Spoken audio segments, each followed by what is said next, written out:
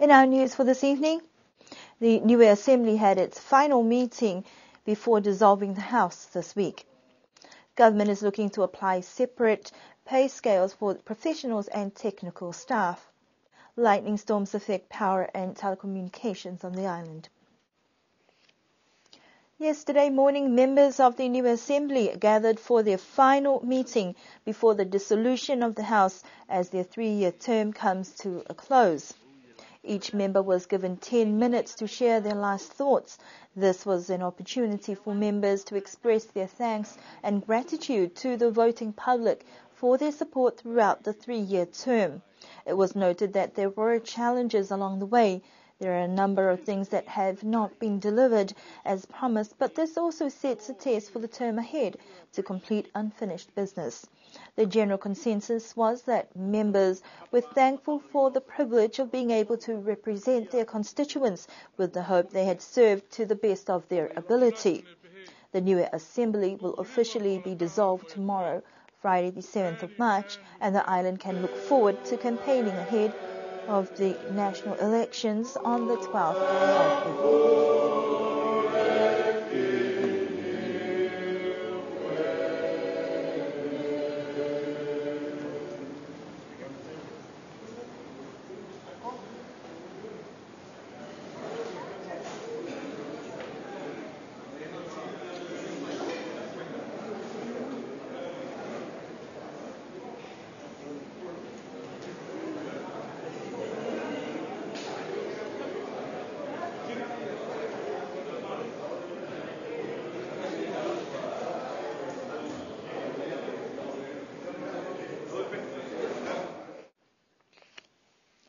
The Niue government is finalising details for a new proposed salary scale pay for technical and professional staff in the public service.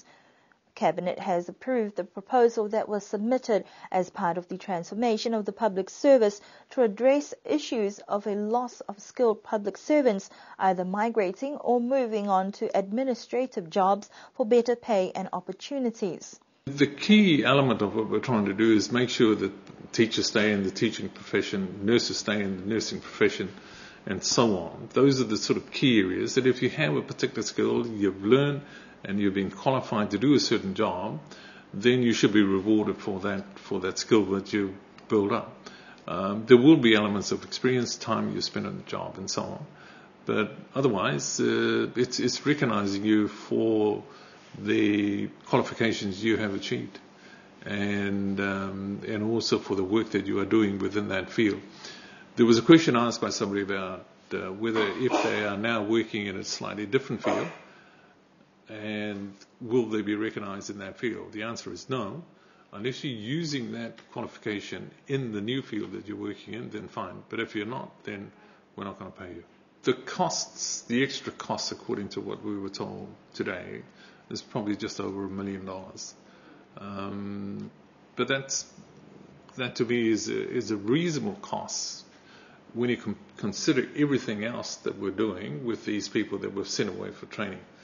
So if you spend $10 million to train 10 graduates, then $1 million in this instance is not a large amount of money in relative terms. Premier Talangi says the new pay scale would mean a substantial difference in pay for technical or professional staff, but they would like to ensure that performance is factored as well as qualifications. We'd like to ensure that the performance is based on objective measures rather than subjective measures. In other words, we can't say that you're a good person, therefore we'll give you a pay increase. If you're in your job, you've done well, and it's shown in the results of what you've achieved, then we'll pay you more. You've got to have a certificate, you've got to have a degree, you've got to have a master's, and if you do, and you're using it in the field that you're working in, then we'll pay you according to that. So, for example, if you're a dentist or you're a doctor, we'll recognize you and your qualities as a consequence of your training.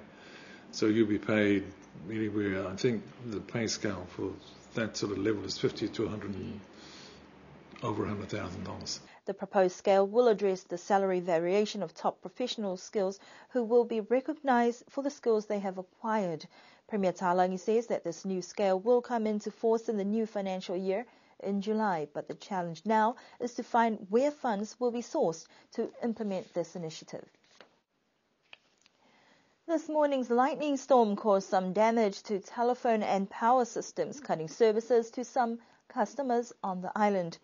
Telecom Niue's network at Kaimisi sustained some damage, affecting telephone and ADSL services. Areas affected included Kaimisi to Funakula, Matavai to Talamaitonga, Vaea and Hakupu.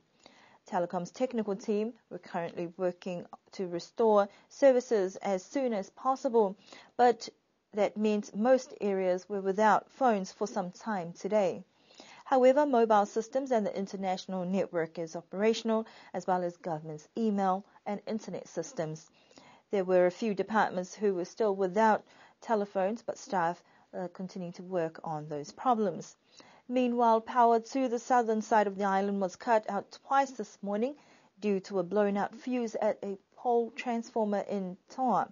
Niue Power stated that the issue has been resolved and power has now been restored.